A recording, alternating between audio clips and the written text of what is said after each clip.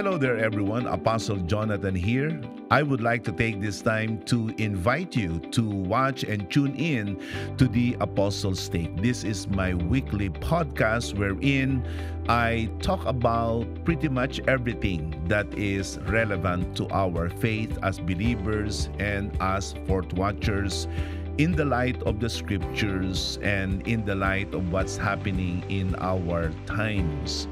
You can watch this podcast every Wednesday at 7 p.m.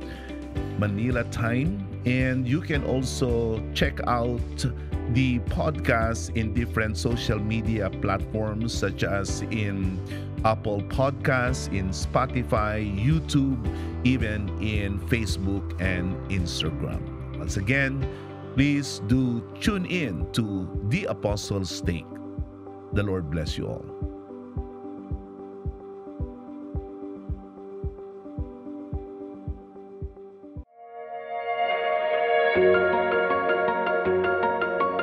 Ang tukso para sa akin is yung naaakit ka, kaya ka natutukso. Nagustuhan mo yung isang bagay na siguro hindi karapat-dapat, yun yung tukso. Naglalaban sa isip mo yung gawin mo or hindi yung isang bagay, yun yung tukso. Para sa akin yung tukso is yun yung mga gawain na pumapasok sa isip ko na para sa akin hindi ko magaganda. Maraming tukso eh. Sa bisyo, sa babae, o sa gano'n. Kung magpapadala sa tukso, madadala ka ng tukso. Ikaw nga. Kapag paglalabanan mo yun.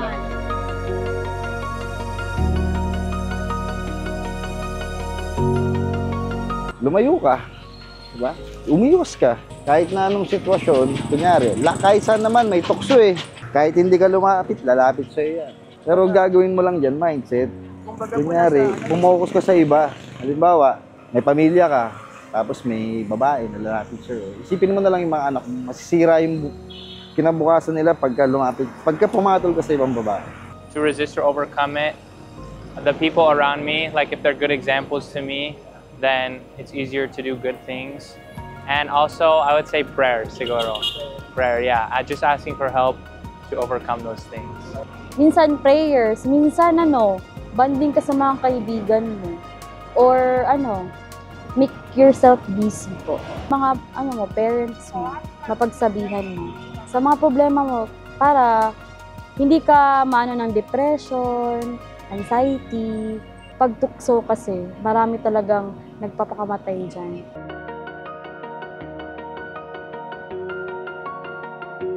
Gumastos. Tukso rin yan kasi, di ba, parang may nakita kang pagkain. Gusto mong kainin, may pera ka naman. Bibilin mo, ang problema, kinabukasan, wala ka ng pera.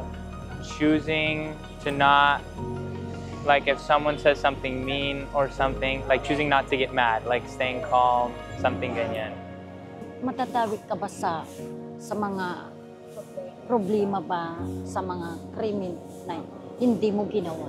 Lahat ng tao dadaan sa tukso, para malabanan nila yun is, unang-una yung dapat malapit ka sa Diyos. Kasi number one na guidance is galing sa Lord. Just keep trying. Like if you fall into temptation, okay lang yan. Just get back up, keep going, and you'll overcome the temptation. Mind over matter mo na lang. Isipin mo na lang yung tama. Kasi pagka yung tukso, sinunod mo yan, either na masisira yung buhay mo, kaya pamilya mo.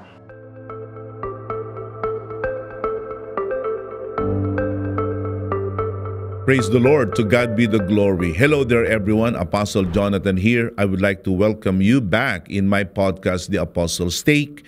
And we are going to continue discussing this very riveting subject about how to overcome temptation.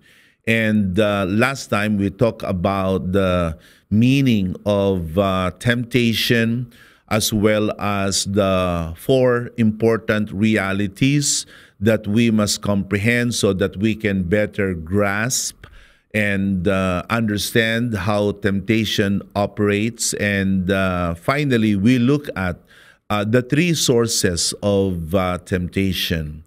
And today in this podcast, which is going to be part 2, ang ating titingnan naman ay ang mga kaparaanan, paano natin malalabanan ang mga tukso, paano natin malalampasan ang mga tukso. But before we do that, this is what I would like to reinforce once again for the sake of emphasis, that temptation is actually Satan's work. And we should not look at temptation in a very light way. We should not simply wink at it as if it is something that is benign or innocent. Of course not. Temptation is solicitation to evil.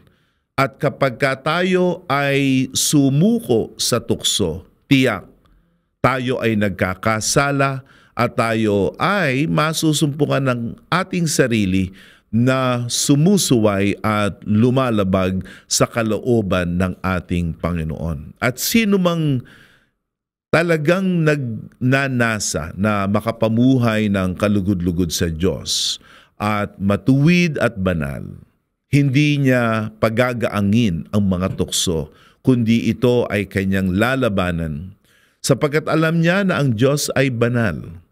Kung ang Diyos ay hindi banal, maari ang tukso ay isang karanasan lamang na maari nating pahintulutan na mangyari sa atin.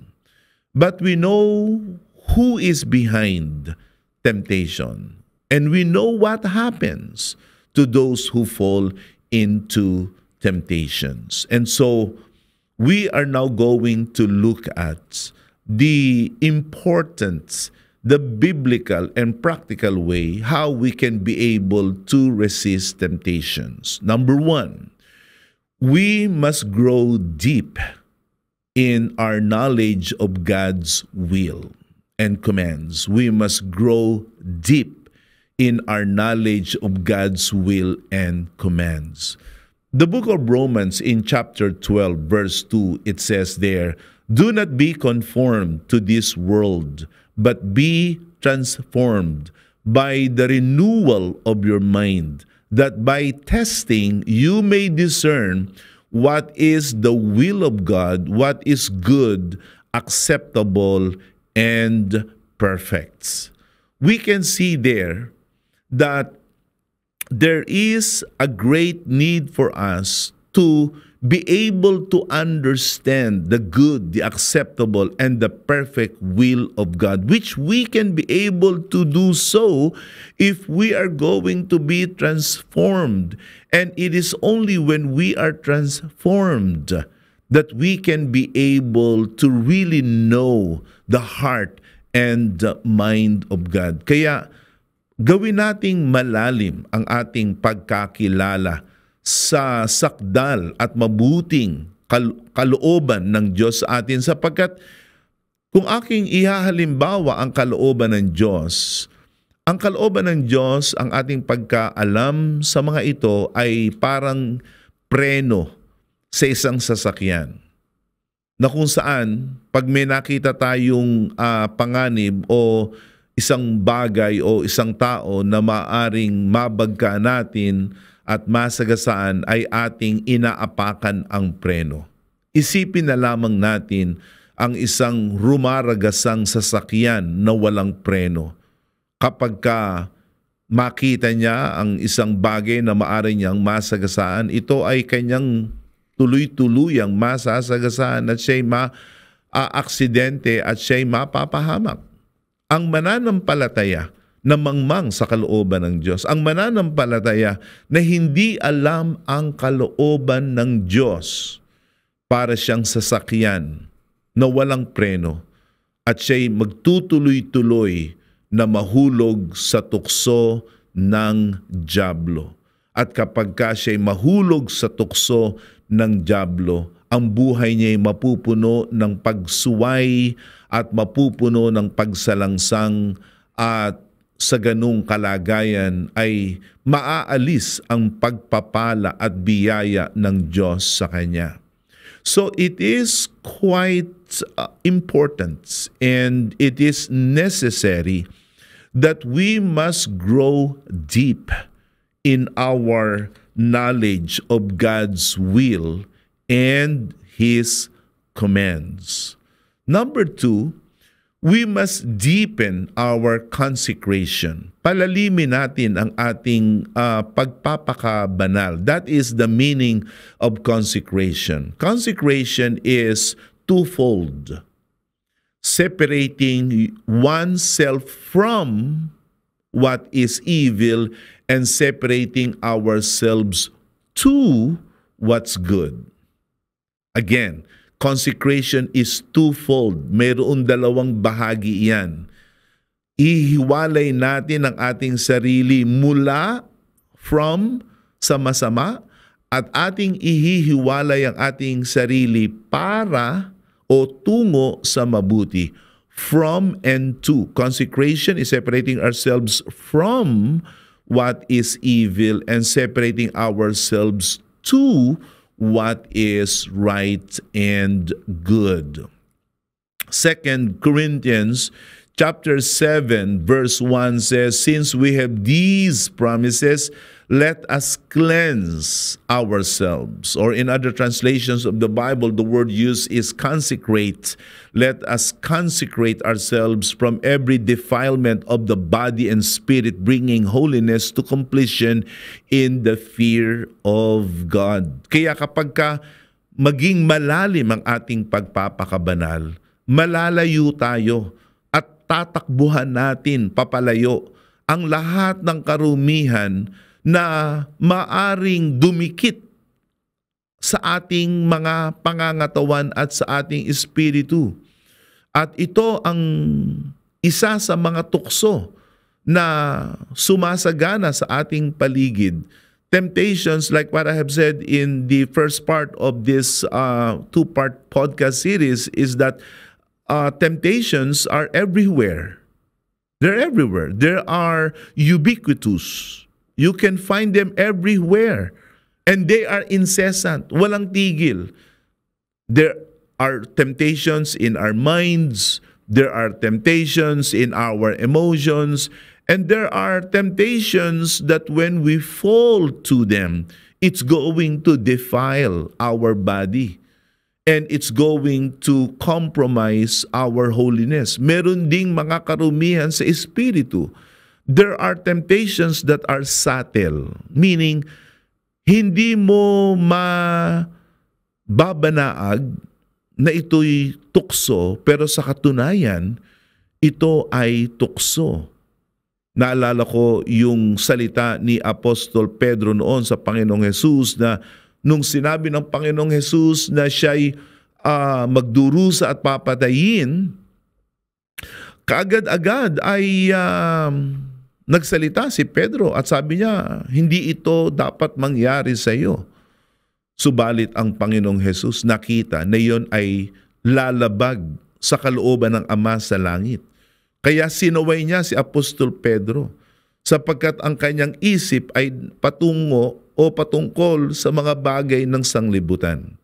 And these temptations are the temptations that are subtle, and they are hardly discernible unless we are deep in our consecration and deep in our holiness.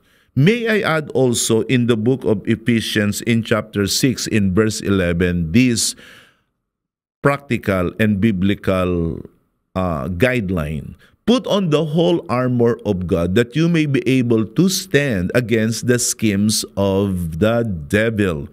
The whole armor of God, the breastplate of righteousness, the helmet of salvation, and the belt of truth, the sword which is the word of God, and our feet being made ready for the gospel and praying on all occasions. These are the principal armory of God that when we put on, we will be able to discern. Maaamoy natin yung mga tukso ng dyablo. Malayo pa lang masasabi natin na ito, gawa to ng dyablo eh.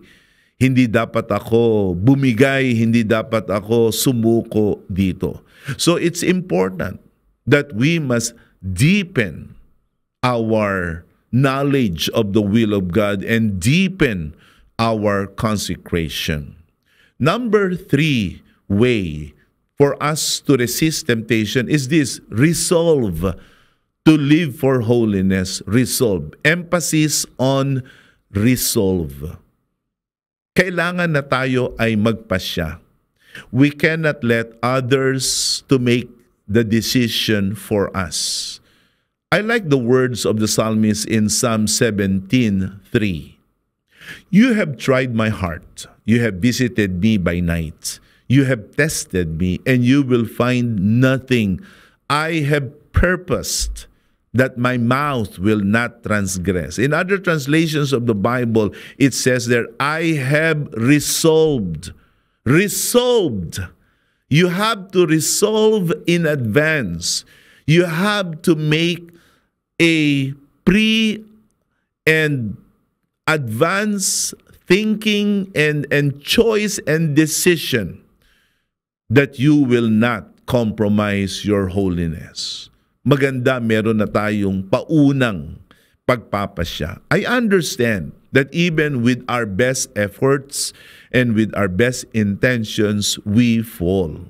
But that is where the grace of God comes in. But it is better to be forewarned so that we can be armed. So kailangan magpasya na tayo.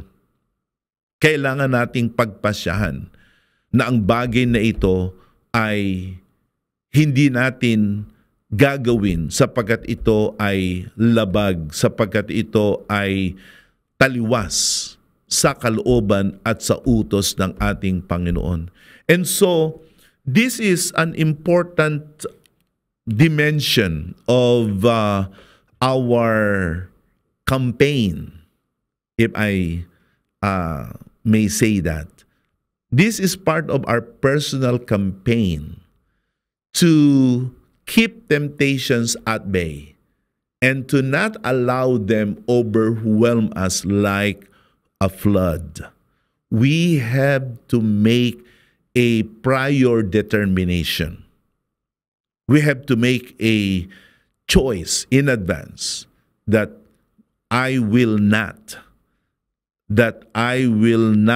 and I will not permit anybody, anything, to compromise our holiness. Mahalaga na makapagpasya ang ating mga pag-iisip. Hindi kung kailan tayo ay nasa harap na ng tukso, saka tayo mag-iisip.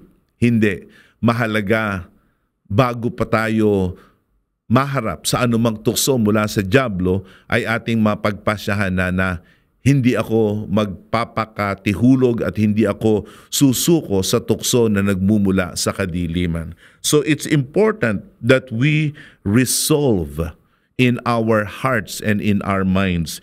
In 1 Timothy 4:7, it says there, we must train ourselves to godliness. So there is discipline. May disiplina. Kailangan nating sanayin. We must train ourselves. We must engage in a godly regimen. Kaya kapag masanay na tayo sa kabanalan, maaring tayo ay mabigo pa rin, mahulog pa rin, pero mas magiging mahirap sa kasalanan na tayo ay matukso o madaya, sapagkat tayo ay sinanay na natin ang ating sarili na tayo ay magpakabanal. So, ito ay humihingi sa atin, mga kapatid, na hindi tayo pwedeng maging mababaw sa mga pagpapakabanal. Lalong-lalo na sa Iglesia ng Panginoon, na ito ang ating masasabi nating slogan or mantra, holiness and service unto the Lord. we must not take it lightly, or we must not look at this as a mere catchphrase. But we must really engage and invest in our exercise of godliness. Kumbaga, kapag ka ang ating espiritu ay masanay na, meron tinatawag na muscle memory. Yung muscle memory, yan daw yung gawi na kumbaga ay alam na ng iyong himaymay, alam na ng iyong buong katawan na kahit hindi mo magawa ng ilang panahon, pag gawin mo ulit ay endo na yon. Madali mo nang magawa yon. The same thing with godliness, with holiness. We must train ourselves to godliness. So we must not simply engage in cursory, paminsan-minsan na gawaing pagpapakabanal. Kaya hindi dapat tayo mababaw. Hindi dapat tayo pasawsaw lamang sa mga gawaing may kabanalan at sa mga kaisipan at mga damdamin at mga gawin ng kabanalan at tayo ay aasa na madadaig natin ang mga tukso ng diablo. Only those who are deep and fully soaked in the forms of godliness and the ways of godliness can be able to somehow overcome the subtle enticements and solicitation to evil. The next, number 4, is set biblical and practical boundaries. Set biblical and practical boundaries. I like how one theologian said about temptations, that temptations are God-given desires, but they are practiced in boundaries that are carnal. So, halimbawa, Diyos ang nagdala sa atin ng pagnanasa, subalit ginagamit natin yung pagnanasa sa mga bagay na hindi dapat nating nasain. Binigyan tayo ng kaisipan ng Diyos, pero ang iniisip natin ay ang mga bagay na hindi dapat nating isipin. Binigyan tayo ng kakanyahan ng Diyos na kumilos, pero ikinikilos natin ito sa mga bagay na hindi dapat natin ikilos. Kaya napakahalaga na magkaroon tayo ng mga tinatawag na parameters, mga hangganan na kung saan ito ay ayon sa Biblia at ito ay ayon sa mga kaparaanan ng kabanalan. In Ephesians chapter 5 verses 7 and 10, let me read this scriptures. Therefore, do not become partners with them. For at one time you were darkness, but now you are light in the Lord. Walk as children of light. For the fruit of light is found in all that is good, right, and true. And try to discern what is pleasing to the Lord. So there is an urgent need for us to set boundaries. Magkaroon tayo ng mga hangganan. Ibig sabihin, hanggang dito lang ako. Hindi na ako pwedeng tumungtong dyan. Hindi na ako pwedeng pumasok dyan. Hindi na ako pwedeng manghimasok dyan. Yan ay totoo sa ating mga pakikipagkaibigan. Sino ang inyong mga kaibigan? Sino ang inyong mga, gamitin na natin yung salitang barkada. Ano ang inyong mga kinaggigiliwan? Ano ang nagdadala sa inyo ng katuwaan? Anong uri ng mga bagay ang inyong pinagkakainteresan? Saang mga lugar kayo malimit? Anong uri ng mga usap-usapan ang inyong mahilig pakinggan? Anong mga bagay ang gusto nyo laging pag-ukulan ng inyong panahon, oras, at ng inyong mga tinatangkilik? So, we need to really understand these things. Kailangan nating unawain at masuri, masiyasat itong mga bagay na ito na sa araw-araw ay ating nagiging karanasan at ating nahaharap at nakakatagpo. We cannot literally live our Christian lives to its realist's intention without observing, without following these biblical boundaries and parameters. Kasi nga, kapag wala na tayong boundaries, then lilitaw na anything goes. At hindi na natin kailangang bigyan ng pahalaga ang kabanalan. Huwag na nating bigyan ng pagpapahalaga ang kalooban ng Diyos. Total, kahit ano naman ay maaari nating gawin.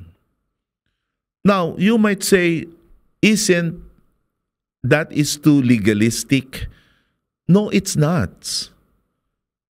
To have fences around us, to have boundaries around us are actually strategic. They are smart. They are not meant to make us feel sad, confined, and miserable. Sa palagay nyo ba ang mga boundaries ng lupa? Pag bumibili ng lupa, bumibili ba tayo ng lupa at sabihin natin na hanggang sa matatanaw ko'y akin yan? Hindi, may mga boundaries yan. May mga binabakuran tayo.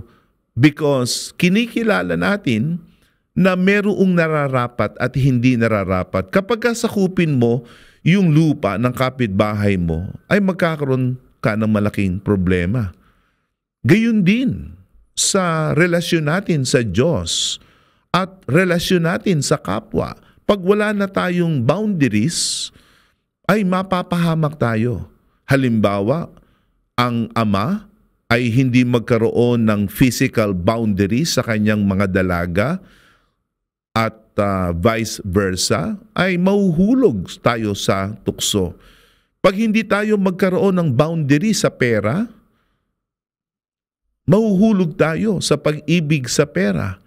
Hindi tayo magkaroon ng boundary patungkol sa mga pinapakinggan nating musika, sa mga pelikula nating pinanonood, at sa iba pang mga bagay na ginagawa natin bilang mga nasa sanglibutan na ito, madali tayong maging makamundo. Napakabilis nating maging makalaman.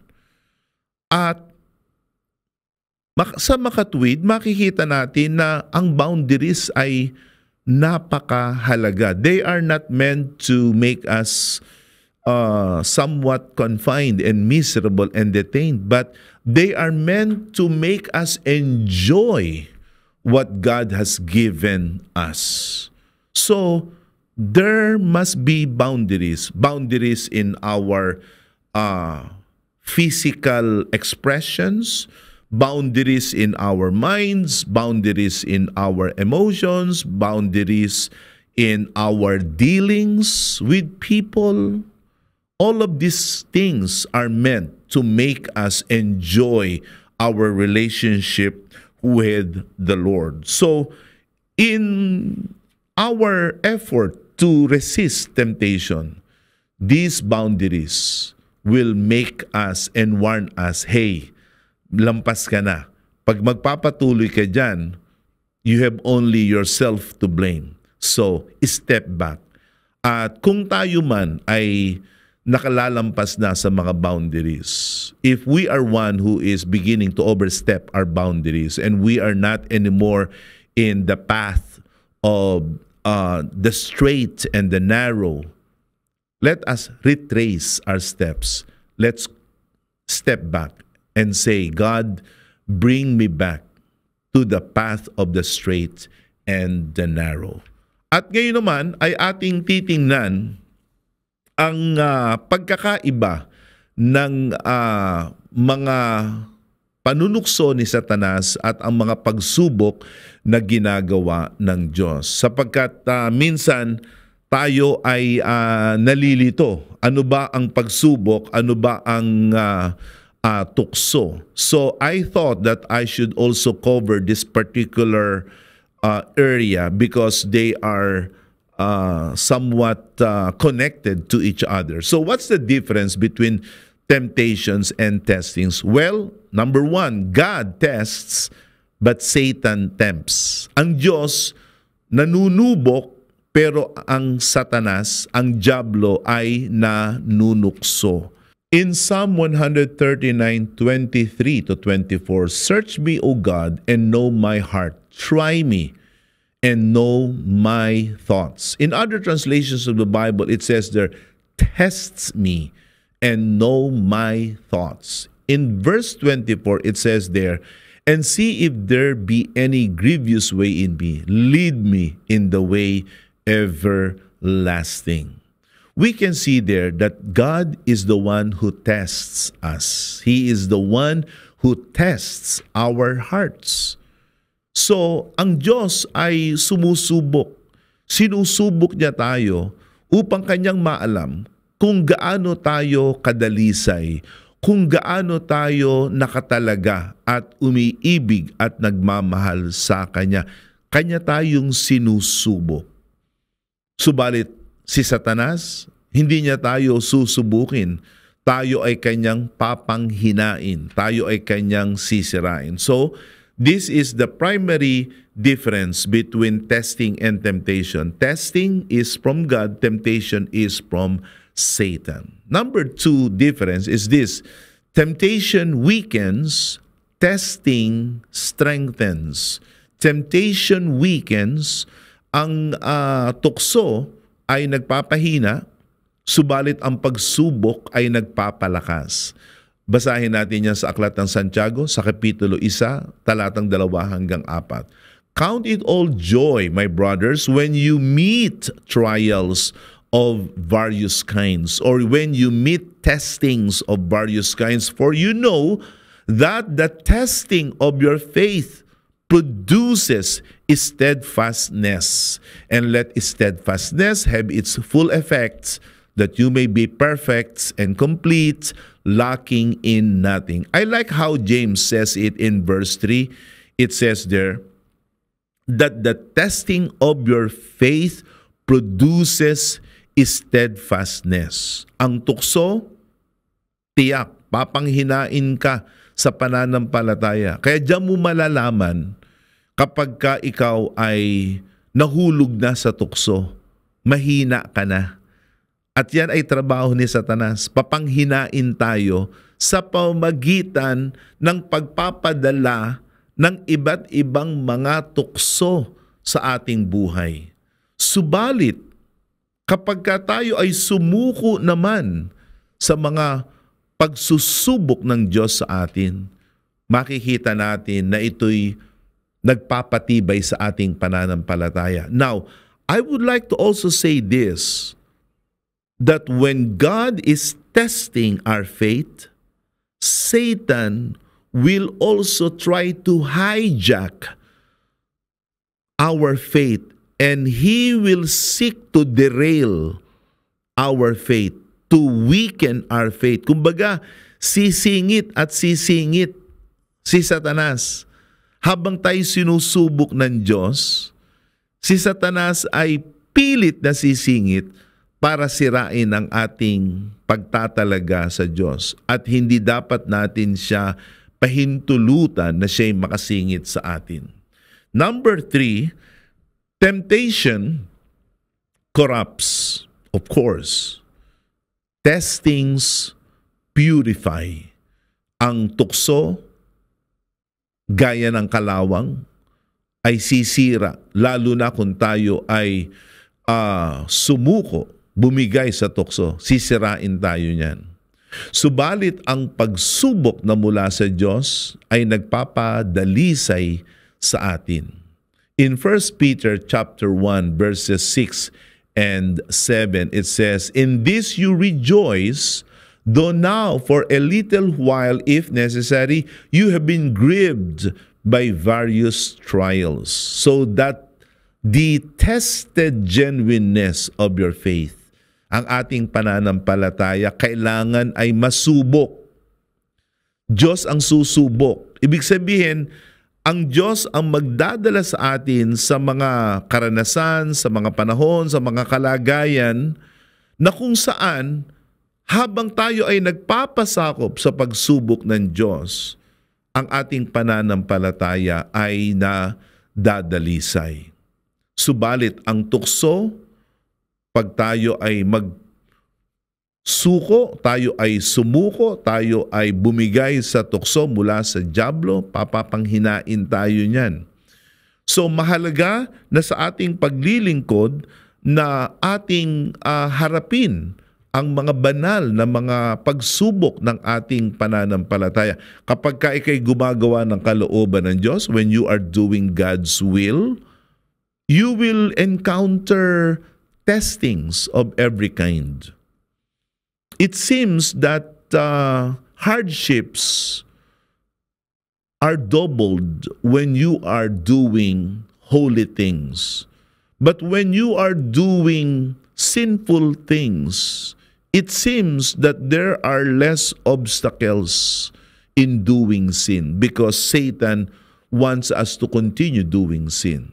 But for a child of God, even though he is faced and confronted by obstacles and difficulties and all kinds of hindrances in his effort to serve the Lord, he will not be frightened by them. He will not be intimidated by them. Rather, he will embrace them because he knows that the testing of his faith from God will make his faith genuine and pure. And then last but not least, accept testings but reject temptations. Accept testings but reject temptations. Pag maamoy mo na ito'y tukso at hindi ito magdudulot sa iyo ng kabutihan, hindi ito maglalapit sa iyo sa Diyos, ito ay iyong iwasan. Ito ay iyong talikuran. In the book of James chapter 4 verse 7, it says there, "Submit yourselves to God, resist the devil." You will see the opposite reaction, that when the devil is seeking to possess you, you must resist it. But when it's God who is seeking to possess you, you must submit to God. It is my hope and prayer that you have been enlightened and equipped concerning this subject of temptation. Nawa ay makapamuhay tayo ng higit na matuwid at banal at kaaya-aya sa ating Panginoon. At mapagtagumpayin natin at ating mapagtagumpayan ang mga bagay na nasa sanglibutan. The Bible says that greater is He who is in us than he who is in the world. Always reckon, lagi niyong panindigan, always reckon that God is holy, that God is sovereign, and God is faithful. And He will not allow us to be tempted beyond our ability to cope, to manage, and even to overcome. Once again, this is Apostle Jonathan thanking you for joining me in this two-part study on how to overcome temptations. Blessings to all of you.